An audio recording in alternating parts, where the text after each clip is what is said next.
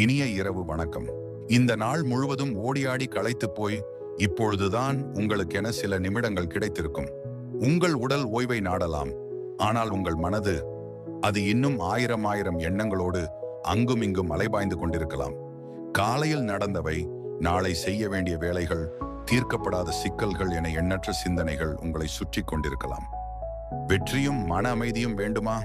அப்படியானால் உங்கள் இரவு நேர பழக்கத்தை மாற்றக்கூடிய இந்த 5 கதைகளை கேளுங்கள். இவை வெறும் பொழுதுபோக்கு கதைகள் அல்ல, உங்கள் மனதிற்கான மருந்தாகவும் உங்கள் ஆன்மாவிற்கான தாலாட்டாகவும் இருக்கும். இப்போது உங்கள் கைபேசியை ஓரமாக வைத்துவிட்டு மெதுவாக கண்களை மூடுங்கள். வெளி உலகின் சத்தங்கள் மெல்ல மங்கட்டும். என் குரல் மட்டும் உங்கள் செவிகளில் ஒலிக்கட்டும். அவசரமோ பதற்றமோ வேண்டாம். மிக அமைதியாக, ஆழமாக ஒவ்வொரு வார்த்தையையும் உங்கள் இதயத்தில் வாங்கிக் கொள்ளுங்கள். இந்த இரவின் நிசப்தத்தில் இந்த கதைகள் உங்களுக்குள் ஒரு புதிய விதையை விதைக்கட்டும். நாளை காலை நீங்கள் விழிக்கும் போது ஒரு புத்தம் புதிய மனிதராக, புதிய நம்பிக்கையுடனும் ஆற்றலுடனும் கண் விழிப்பீர்கள். 5 கதைகள், 5 பாடங்கள், உங்கள் வாழ்க்கைக்கான 5 வழிகாட்டிகள். வாருங்கள், முதல் கதையுடன் தொடங்குவோம். கதை 1, பொறுமையின் விதை. பல 100 ஆண்டுகளுக்கு முன்பு மலைகள் மேகங்களை தொட்டு பேசும் ஒரு அழகிய கிராமம் இருந்தது. அந்த கிராமத்தின் ஓரத்தில் ஆதவன் என்ற பெயருடைய ஒரு வயதான விவசாயி வாழ்ந்து வந்தார். வயது அவரது முதுகை வளைத்திருந்தாலும் அவர் கண்கள் உதய சூரியனைப் போல ஒளிர்ந்தன. பல ஆண்டுகள் மண்ணோடு பேசியதால் அவர் கரங்கள் காய்ந்த மரப்பட்டை போல கடினமாக ஆனால் உயிர்ப்புடன் இருந்தன. ஒரு நாள் சந்தைக்கு சென்ற போது ஒரு வியாபாரி அவரிடம் சிறிய பளபளப்பான விதை ஒன்றை கொடுத்தான். அது கடுகு அளவே இருந்தது. ஆனால் அந்த வியாபாரி, ஐயா, இது சாதாரண விதை அல்ல, இது பொறுமை என்னும் அதிசய மரத்தின் விதை. இதை வளர்க்க மிகுந்த பொறுமை வேண்டும். ஆனால் வளர்ந்து விட்டால் உங்கள் தலைமுறைகளே இதன் நிழலில் இளைப்பாறலாம் என்றான். ஆதவன் அந்த விதையை நம்பிக்கையுடன் வாங்கி வந்தார். தன் வீட்டுக்கு அருகே இருந்த நிலத்தை உழுது பண்படுத்தி அந்த சின்னஞ்சிறிய விதையை பூமி தாயின் மடியில் மென்மையாக வைத்தார். தினமும் சூரியன் உதிக்கும் முன்பே எழுந்து தன் கிணற்றிலிருந்து தூய்மையான நீரை எடுத்து வந்து அதற்கு ஊற்றினார். ஒரு வாரம் கடந்தது. எந்த மாற்றமும் இல்லை. மண் மௌனமாக இருந்தது. 1 மாதம் கடந்தது. ஒரு சிறு மூளை கூட தலை காட்டவில்லை. கிராமத்தினர் அந்த வழியே செல்லும் போது ஆதவனை பார்த்து தங்களுக்குள் சிரித்துக் கொண்டனர். பாவம், பெரியவர், யாரோ ஏமாற்றி விட்டார்கள். இந்த நிலத்தில் ஒரு புல் கூட முளைக்காது என்று பேசிக்கொண்டார்கள். 6 மாதங்கள் உருண்டோடின. ஆதவனின் நம்பிக்கை மட்டும் குறையவே இல்லை. அதே அன்புடனும் கவனத்துடனும் நீரூற்றிக் கொண்டிருந்தார். ஒரு நாள் பக்கத்து வீட்டுக்காரர் அவரிடம், ஆதவா, போதும், நிறுத்து. உன் உழைப்பு வீணாகிறது. இந்த இடத்தில் வேறு ஏதாவது பயிர் செய், உனக்கு பலன் கிடைக்கும் என்றார். அதற்கு ஆதவன் புன்னகையுடன், நண்பரே, இந்த விதை பூமிக்கு அடியில் தன் வேர்களை பரப்பிக் கொண்டிருக்கிறது. அதன் வளர்ச்சி நம் கண்களுக்கு தெரியவில்லை என்பதற்காக அது வளரவில்லை என்று அர்த்தமல்ல. ஆழமான வேர்கள் உருவாக நேரமாகும். அதுவரை நான் காத்திருப்பேன் என்றார். 1 வருடம், 2, 3 வருடங்கள் என காலங்கள் கரைந்தன. ஆதவனின் தலைமுடி மேலும் நரைத்தது. ஆனால் அவர் தினசரி பணியில் எந்த மாற்றமும் இல்லை. ஊரே அவரை ஒரு பிடிவாதக்காரராக பார்த்தது. 5வது வருடத்தின் ஒரு வசந்த காலையில் ஆதவன் வழக்கம் போல் நிலத்திற்கு சென்றார். அங்கே ஒரு அதிசயம் நிகழ்ந்திருந்தது. அவர் விதை நட்ட இடத்தில் நிலத்தை பிளந்து கொண்டு ஒரு பச்சென்ற உறுதியான மூளை மெல்ல தலை நீட்டியிருந்தது. அது பார்ப்பதற்கு சிறியதாக இருந்தாலும் அதில் ஒரு மாபெரும் சக்தியின் உயிர்ப்பு தெரிந்தது. அதை கண்ட ஆதவனின் கண்களில் ஆனந்த கண்ணீர் வழிந்தது. அவர் முழங்காலிட்டு அந்த மூளையை தொட்டு வணங்கினார். அதன் பிறகு அந்த செடியின் வளர்ச்சி அபரிமிதமாக இருந்தது. சில மாதங்களில் அது ஒரு சிறிய மரமானது. சில வருடங்களில் வானுயர்ந்த ஒரு பிரம்மாண்டமான மரமாக வளர்ந்து நின்றது. அதன் கிளைகள் ஊர் முழுவதும் பரவி குளிர்ந்த நிழலை கொடுத்தன. அதன் கனிகள் தேனை போல இனித்தன. அன்று கிண்டல் செய்த அதே ஊர் மக்கள் அந்த மரத்தின் நிழலில் கூடினர். அதன் கனிகளை உண்டு மகிழ்ந்தனர். அப்போது அவர்கள் புரிந்து கொண்டார்கள், ஆதவன் வளர்த்தது ஒரு மரத்தை மட்டுமல்ல, பொறுமை என்னும் மாபெரும் தத்துவத்தை. நண்பர்களே, உங்கள் வாழ்க்கையும் அப்படித்தான். நீங்கள் இன்று செய்யும் ஒரு முயற்சி, படிக்கும் ஒரு புத்தகம், கற்கும் ஒரு புதிய பழக்கம் உடனடியாக பலன் தராமல் இருக்கலாம். உங்கள் உழைப்பு யாருடைய கண்களுக்கும் தெரியாமல் இருக்கலாம். ஆனால் துவண்டு விடாதீர்கள். உங்கள் முயற்சிகள் பூமிக்கு அடியில் வேர்களைப் போல வலிமை பெறுகின்றன. அந்த வேர்கள்தான் எதிர்காலத்தில் நீங்கள் ஒரு பிரம்மாண்டமான ஆலமரமாக வளரும்போது உங்களை தாங்கி பிடிக்கும் அடித்தளம். பொறுமையுடன் இருங்கள். உங்கள் நேரம் வரும்போது உங்கள் வளர்ச்சி இந்த உலகத்தையே திரும்பி பார்க்க வைக்கும். கதை 2. அமைதி என்னும் ஆயுதம். ஒரு பெரிய நகரத்தின் மையத்தில் ஒரு புகழ்பெற்ற ஓவிய பள்ளி இருந்தது. அங்கே பயின்ற மாணவர்களில் முகிலனும் ஒருவன். அவன் மிகவும் திறமைசாலி, ஆனால் மிகவும் அமைதியானவன். அவன் அதிகம் பேச மாட்டான். அவன் கையில் தூரிகை இருக்கும்போது மட்டும் அவன் ஆன்மா வண்ணங்களாய் பேசும். அவனுடைய அமைதியான சுபாவம் மற்ற மாணவர்களுக்கு ஒரு கேலி பொருளானது. அவர்கள் அவனை மௌனச்சாமி என்று பல பெயர்களில் அழைப்பார்கள். அவன் வகுப்பறைக்குள் நுழையும் போது வேண்டுமென்றே சத்தமாக சிரிப்பார்கள். அவன் வரைந்த ஓவியங்களை காட்டி, இதில் என்ன இருக்கிறது, ஒரே சோகமாக இருக்கிறது என்று விமர்சிப்பார்கள். முகிலன் எதற்கும் எதிர்வினை ஆற்ற மாட்டான். ஒரு புன்னகையோ கோபமோ எந்த உணர்ச்சியையும் காட்ட மாட்டான். அவன் கண்கள் எப்போதும் அவன் வரைந்து கொண்டிருக்கும் ஓவியத்தையோ அல்லது தூரத்தில் தெரியும் வானத்தையோ பார்த்து கொண்டிருக்கும். அவன் காதுகள் அந்த அவதூறுகளை கேட்டும் கேட்காதது போல் இருந்தன. ஒரு நாள் அந்த பள்ளியின் தலைமை ஓவியரான திரு ஞானம் முகிலனை தனியாக தன் அறைக்கு அழைத்தார். அவர் முகிலனின் ஓவியங்களை சுவரில் மாட்டி வைத்திருந்தார். மென்மையான குரலில் அவர், முகிலா, உன் திறமை அபாரமானது. ஆனால் மற்றவர்கள் உன்னை கிண்டல் செய்யும் போது ஏன் ஒரு வார்த்தை கூட பதில் பேசுவதில்லை? அது உன்னை காயப்படுத்தவில்லையா என்று கேட்டார். அதற்கு முகிலன் மிக அமைதியாக ஆனால் ஆழமாக பதிலளித்தான். குருவே, நான் என் இலக்கின் சத்தத்தை கேட்டுக்கொண்டிருக்கிறேன். என் தூரிகை வண்ணங்களுடன் பேசும் சத்தம், என் ஓவியம் உயிர் பெறும் சத்தம். இந்த சத்தங்களுக்கு மத்தியில் அவர்களுடைய கேலிகளின் இரைச்சல் என் காதுகளில் விழுவதில்லை. அவன் தொடர்ந்தான், யாரோ ஒருவர் நமக்கு ஒரு பரிசை கொடுக்கிறார் என்று வைத்துக் கொள்வோம். அந்த பரிசை நாம் வாங்க மறுத்துவிட்டால் அது யாருக்கு சொந்தம்? கொடுத்தவருக்கே அல்லவா? அதுபோலத்தான் அவர்கள் எனக்கு அவமானத்தையும் எதிர்மறை சொற்களையும் பரிசாக கொடுக்கிறார்கள். அதை நான் ஏற்றுக்கொள்ள மறுத்து விடுகிறேன். அதனால் அந்த எதிர்மறை ஆற்றல் அவர்களிடமே தங்கிவிடுகிறது. நான் ஏன் தேவையில்லாத சுமையை சுமக்க வேண்டும்? திரு ஞானம் அந்த பதிலை கேட்டு வியந்து போனார். அந்த இளம் மாணவனின் ஞானம் அவரை கவர்ந்தது. அவர், மகனே, நீ ஓவியத்தை மட்டுமல்ல, வாழ்க்கையின் மிக முக்கியமான பாடத்தையும் கற்றுத் தேர்ந்து விட்டாய். உன் அமைதி உன் பலவீனம் அல்ல, அது உன் மிகப்பெரிய பலம். அது ஒரு கவசம் போல உன்னை பாதுகாக்கிறது என்றார். காலம் சென்றது. முகிலன் அந்த பள்ளியின் மிகச் சிறந்த மாணவனாக பட்டம் பெற்றான். அவனது ஓவியங்கள் உலக புகழ் பெற்றன. ஒரு காலத்தில் அவனை மௌனி என்று கிண்டல் செய்தவர்கள் அவனுடைய ஓவிய கண்காட்சியில் ஒரு மூலையில் நின்று அவனது புகழை பார்த்து பெருமூச்சு விட்டனர். அவன் தன் முழு கவனத்தையும் முழு சக்தியையும் தன் இலட்சியத்திற்காக மட்டுமே செலவிட்டான். அவன் அமைதியை தன் ஆயுதமாக்கி கொண்டான். நண்பர்களே, உங்கள் வாழ்க்கை பயணத்திலும் இப்படிப்பட்ட விமர்சனங்கள் வரத்தான் செய்யும். எல்லாவற்றுக்கும் நீங்கள் பதில் சொல்லத் தொடங்கினால் உங்கள் பயணம் நின்றுவிடும். சில சமயங்களில் உங்கள் அமைதிதான் நீங்கள் கொடுக்கக்கூடிய மிகச் சக்தி வாய்ந்த பதில். எதிர்மறையான வார்த்தைகளை ஒருபோதும் உங்கள் இதயத்திற்குள் அனுமதிக்காதீர்கள். உங்கள் இலட்சியத்தின் குரலுக்கு மட்டும் செவி கொடுங்கள். உங்கள் கனவின் மீது மட்டும் கவனம் செலுத்துங்கள். வெற்றி நிச்சயம் உங்களை தேடி வரும். கதை 3. உடைந்த கடிகாரத்தின் மதிப்பு. ஒரு பழைய மாளிகையின் பரணில் தூசி படிந்த பொருட்களுக்கு மத்தியில் ஒரு அழகிய மரத்தாலான கடிகாரம் கிடந்தது. ஒரு காலத்தில் அந்த மாளிகையின் வரவேற்பறையை அலங்கரித்த பொருள் அது. ஆனால் இப்போது அதன் கண்ணாடி மங்கி முட்கள் ஓரிடத்தில் நின்று அதன் டிக் டாக் சத்தம் என்றோ அடங்கி போயிருந்தது. அந்த மாளிகையின் புதிய உரிமையாளரான ஒரு இளம் தொழிலதிபர் பழைய பொருட்களை அப்புறப்படுத்திக் கொண்டிருந்தார். அவர் அந்த கடிகாரத்தை கையில் எடுத்தார். அதன் வேலைப்பாடுகளை ஒரு கணம் ரசித்தாலும், இது உடைந்து விட்டது, இனி எதற்கும் உதவாது என்று முணுமுணுத்து அதை குப்பையில் வீசும் ஒரு மூலையில் வைத்தார். அப்போது அங்கே காலம் என்ற பெயருடைய ஒரு வயதான கடிகாரம் பழுது பார்க்கும் நிபுணர் வந்தார். அவர் குப்பையில் கிடந்த கடிகாரத்தை பார்த்தார். அதை மெதுவாக கையில் எடுத்தார். அதன் மீது படிந்திருந்த தூசியை தன் விரல்களால் மென்மையாக துடைத்தார். இளைஞன் சொன்னான், பெரியவரே, அது உடைந்த கடிகாரம், நேரத்தை வீணாக்காதீர்கள்.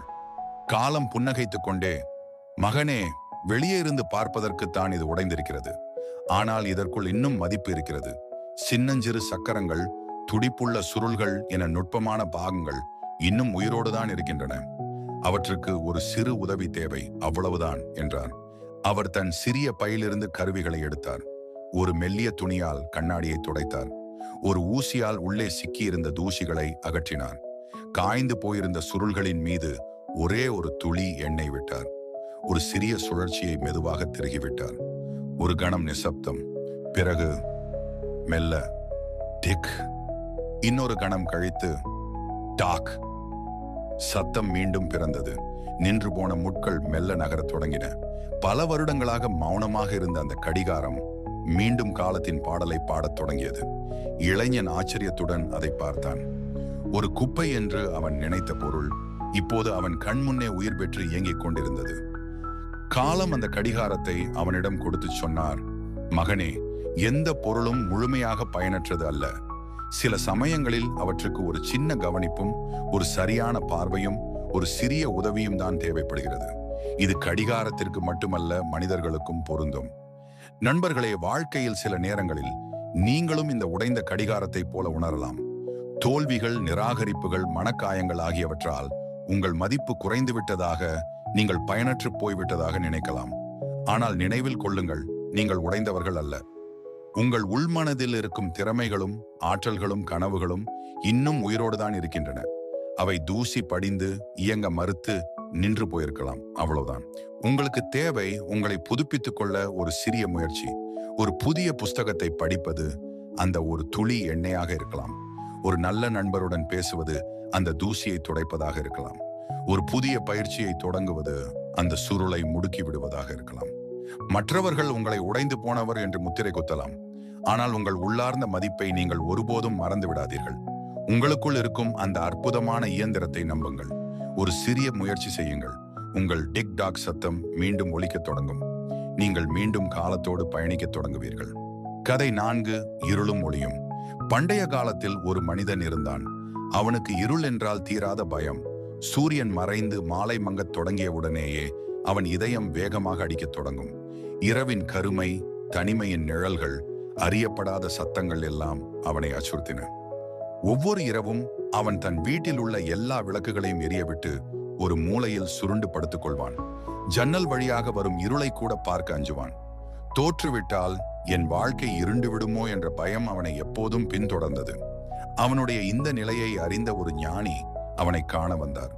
ஞானி அவனிடம், மகனே, ஏன் இருளை கண்டு இவ்வளவு அஞ்சுகிறாய் என்று கேட்டார். அதற்கு அவன், சுவாமி, இருள் என்பது வெறுமை, அது ஒளியின் எதிரி என்றான். ஞானி புன்னகைத்து, இல்லை மகனே, நீ இருளை தவறாக புரிந்து கொண்டிருக்கிறாய். இருள் என்பது ஒளியின் எதிரி அல்ல, அது ஒளியின் வருகையை அறிவிக்கும் காவலன். நட்சத்திரங்களின் அழகை நீ பார்க்க வேண்டுமானால் வானம் இருள வேண்டும் அல்லவா? ஒரு விதை முளைத்து வெளியே வருவதற்கு முன் அது பூமிக்கு அடியில் இருளில்தானே தன் முதல் உயிரை எடுக்கிறது. உன் கண்களுக்கு ஓய்வு கொடுப்பதே இந்த இருள்தானே. அவர் தொடர்ந்தார், இருளை எதிர்கொள்ளாமல் தப்பிப்பது வெற்றியை தாமதப்படுத்துவதற்கு சமம்.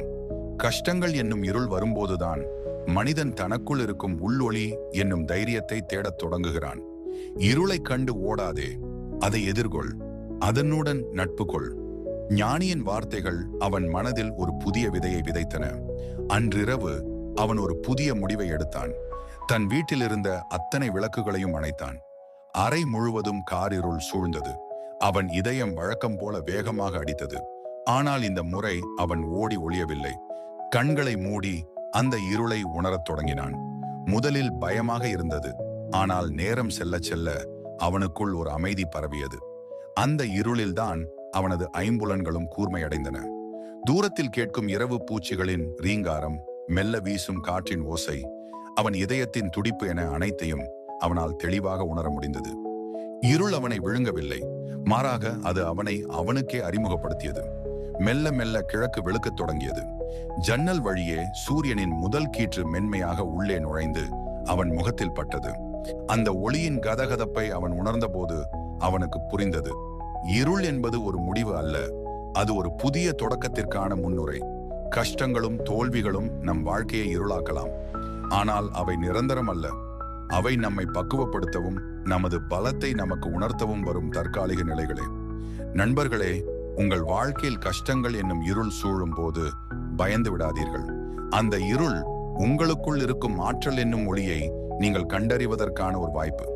இருள் எவ்வளவு அடர்த்தியாக இருக்கிறதோ அவ்வளவு பிரகாசமாக விடியல் இருக்கும் என்பதை ஒருபோதும் மறவாதீர்கள். கதை 5. தொடர்ச்சியின் பயணம். அடர்ந்த காட்டின் ஓரத்தில் ஒரு பெரிய ஏரி இருந்தது. அந்த ஏரியின் கரையில் நிலன் என்ற பெயருடைய ஒரு ஆமை வாழ்ந்து வந்தது.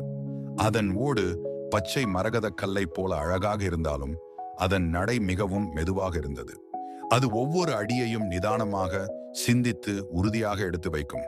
அந்த காட்டில் வசித்த மற்ற விலங்குகள், குறிப்பாக வேகமாக ஓடும் முயல், துள்ளி திரியும் மான் போன்றவை ஆமை நிலனை பார்த்து எப்போதும் சிரிக்கும். முயல் அதன் அருகே வேகமாக ஓடி வந்து, ஏய் நிதானமே, இந்த வேகத்தில் சென்றால் நீ அந்த மலையின் உச்சியை எப்போது அடையப் போகிறாய் என்று சொல்லிவிட்டு மின்னல் வேகத்தில் ஓடி மறையும். ஆனால் நிலன் அதற்கெல்லாம் கவலைப்படாது. அது புன்னகைத்து கொண்டு தன் பயணத்தை தொடரும். வெயில் சுட்டெரித்தாலும் மழை கொட்டி தீர்த்தாலும் அதன் தினசரி பயணம் நின்றதே இல்லை. அது தினமும் ஒரு குறிப்பிட்ட தூரத்தை கடப்பதை வழக்கமாக கொண்டிருந்தது. ஒரு நாள் முயலுக்கும் ஆமைக்கும் போட்டி நடந்தது. கதை உங்களுக்கு தெரியும். முயல் தன் வேகத்தின் மீது கொண்ட கர்வத்தால் பாதியிலேயே தூங்கிவிட்டது. ஆனால் ஆமை தன் மெதுவான ஆனால் தொடர்ச்சியான நடையால் இலக்கை அடைந்து வெற்றி பெற்றது. ஆனால் நம் கதை அதோடு முடியவில்லை. இது ஒரு போட்டி பற்றிய கதை அல்ல, இது ஒரு வாழ்க்கை முறை பற்றிய கதை. அந்த போட்டி முடிந்த பிறகும் நிலன் தன் பயணத்தை நிறுத்தவில்லை. அதன் இலக்கு முயலை வெல்வது அல்ல, அதன் இலக்கு அந்த மலையின் உச்சியை அடைவது. அது தன் பயணத்தை தொடர்ந்தது. நாட்கள் மாதங்களாயின, மாதங்கள் வருடங்களாயின. அதன் பயண வழியில் அது பலவற்றை கற்றுக்கொண்டது. அது நின்ற நிதானத்தில் வழியோர பூக்களின் அழகை ரசித்தது. மற்ற விலங்குகள் கவனிக்காத சின்னஞ்சிறு உயிரினங்களுடன் நட்பு கொண்டது. வேகமாக ஓடிய முயல் பலமுறை மலையின் உச்சிக்கு சென்று திரும்பி வந்தது. ஆனால் அது வழியில் இருந்த எதையும் கவனிக்கவில்லை. அதன் இலக்கு கீபிள் இலக்கை அடைவது மட்டுமே. பல வருடங்கள் கழித்து நிலன் மெல்ல மெல்ல அந்த மலையின் உச்சியை அடைந்தது. அதன் உடல் சோர்ந்திருந்தது, ஓடு தேய்ந்திருந்தது. ஆனால் அதன் கண்களில் ஒரு பூரண திருப்தி இருந்தது. அங்கே உச்சியில் நின்று கொண்டு அது கீழே பார்த்தது. அது கடந்து வந்த பாதை ஒரு நீண்ட அழகான கோடாக தெரிந்தது. ஒவ்வொரு அடியும் சேர்ந்து ஒரு மாபெரும் பயணத்தை உருவாக்கி இருந்தது. அந்த நேரத்தில் ஒரு மான் அதன் அருகே வந்து, இவ்வளவு காலம் எடுத்துக்கொண்டாயா இந்த இடத்தை அடைய என்று கேட்டது. அதற்கு ஆமை அமைதியாக பதிலளித்தது, நண்பா, இந்த இடத்தை அடைவது மட்டும் என் நோக்கமாக இருக்கவில்லை. இந்த இடத்திற்கு வந்தடைந்த பயணம் முழுவதும் என் நோக்கமாக இருந்தது. வேகம் வெற்றியை தரலாம், ஆனால் தொடர்ச்சிதான் அந்த வெற்றியை அர்த்தமுள்ளதாக்குகிறது. நான் ஒவ்வொரு நாளும் சிறிது சிறிதாக முன்னேறினேன், ஒருபோதும் நிற்கவில்லை. அதுதான் என் வெற்றி. நண்பர்களே, வெற்றி என்பது ஒரே நாளில் கிடைக்கும் ஒரு பரிசு அல்ல. அது ஒவ்வொரு நாளும் நீங்கள் செய்யும் சின்ன சின்ன முயற்சிகளின் கூட்டுத்தொகை. நீங்கள் ஒரு புதிய மொழியை கற்க விரும்பலாம், ஒரு புதிய திறமையை வளர்க்க விரும்பலாம், அல்லது உங்கள் உடல் எடையை குறைக்க விரும்பலாம். முதல் நாளே மிகப்பெரிய மாற்றத்தை எதிர்பார்க்காதீர்கள். ஆனால் ஒவ்வொரு நாளும் ஒரு புதிய வார்த்தையை கற்றுக்கொள்ளுங்கள். ஒவ்வொரு நாளும் 10 நிமிடம் பயிற்சி செய்யுங்கள். அந்த சிறு சிறு செயல்களை தொடர்ந்து செய்யுங்கள். மனம் சோர்ந்தாலும் உங்கள் தினசரி பழக்கத்தை மட்டும் கைவிடாதீர்கள். வேகம் முக்கியமல்ல, தொடர்ச்சியே முக்கியம். தொடர்ச்சியாக செய்யப்படும் எந்த ஒரு செயலும் காலப்போக்கில் ஒரு மாபெரும் சக்தியாக உருவெடுக்கும். அது உங்களை உங்கள் இலட்சியத்தின் உச்சிக்கு நிச்சயம் கொண்டு சேர்க்கும். கண்களை திறக்காதீர்கள். இன்னும் சில நிமிடங்கள் இந்த அமைதியில் இருங்கள். இந்த 5 கதைகளும் இப்போது உங்களுக்குள் 5 விதைகளாக விழுந்திருக்கின்றன. பொறுமை, அமைதி, சுயமதிப்பு, நம்பிக்கை மற்றும் தொடர்ச்சியான முயற்சி. இந்த விதைகளுக்கு நீங்கள் தினமும் நீரூற்ற வேண்டும். நாளை காலை நீங்கள் எழும்போது இந்த கதைகளில் ஒன்றையாவது நினைத்து பாருங்கள். ஒரு புதிய முயற்சியில் பலன் கிடைக்கவில்லையே என்று சோர்வடையும் போது அந்த விவசாயி ஆதவனை நினைத்துக் கொள்ளுங்கள். யாராவது உங்களை விமர்சிக்கும் போது அந்த ஓவியன் முகிலனை நினைத்துக் கொள்ளுங்கள். தோல்விகளால் துவண்டு நீங்கள் பயனற்றவர் என்று எண்ணும் போது அந்த உடைந்த கடிகாரத்தை நினைத்துக் கொள்ளுங்கள். வாழ்க்கை இருண்டு விட்டது போல உணரும் போது இருளை கடந்து ஒளி பிறக்கும் என்ற நம்பிக்கையை நினைவு கூறுங்கள். பெரிய இலக்கை எப்படி அடைவது என்று மலைப்பாக இருக்கும்போது அந்த ஆமை நிலனை நினைத்துக் கொள்ளுங்கள். இந்த கதைகள் உங்கள் இரவு நேர நண்பனாக இருக்கட்டும். ஒவ்வொரு இரவும் தூங்குவதற்கு முன் இந்த நேர்மறையான எண்ணங்களுடன் உறங்கச் செல்லுங்கள். உங்கள் ஆழ்மனம் இரவு முழுவதும் இந்த நல்ல சிந்தனைகளை உள்வாங்கி உங்களை ஒரு புதிய சக்தி வாய்ந்த மனிதராக உருவாக்கும். இந்த கதைகளும் சிந்தனைகளும் உங்கள் இதயத்தை தொட்டிருந்தால், உங்களுக்கு ஒரு சிறிய அமைதியையும் நம்பிக்கையையும் கொடுத்திருந்தால், இந்த முயற்சிக்கு உங்கள் ஆதரவை தாருங்கள். உங்கள் கருத்துக்களை கீழே பதிவிடுங்கள். இந்த கதைகளில் எது உங்களை மிகவும் பாதித்தது? நீங்கள் கற்றுக்கொண்ட பாடம் என்ன? உங்கள் ஒவ்வொரு கருத்தும் எங்களுக்கு மிகவும் மதிப்பு வாய்ந்தது. இப்போது மெதுவாக ஆழ்ந்த ஒரு மூச்சை உள்ளிழுத்து நிதானமாக வெளிவிடுங்கள். உங்கள் மனதில் உள்ள அத்தனை பாரங்களும் கவலைகளும் அந்த மூச்சு காற்றுடன் வெளியே செல்லட்டும். அமைதியான ஆழமான உறக்கம் உங்களை தழுவட்டும். நாளைய பொழுது ஒரு அற்புதமான பொழுதாக உங்களுக்கு விடியட்டும். இனிய இரவு.